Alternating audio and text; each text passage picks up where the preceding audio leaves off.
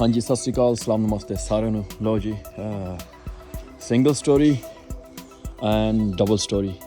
kitchen extension open plan ground floor single storey 2 कमरे ground floor and bathroom and first floor 2 room and 1 bathroom बनना है and roof और roof नवा हो जाना न्यू हो जाना इत्थे सो ये थोड़ा अपडेट नाल नाल दिंदे रहांगे एंड टुडे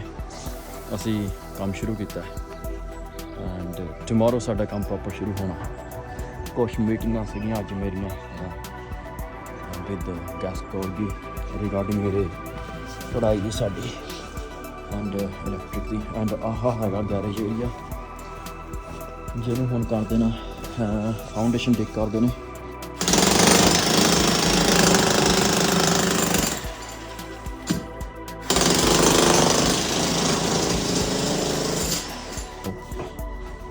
बॉयलर रीपोजिशन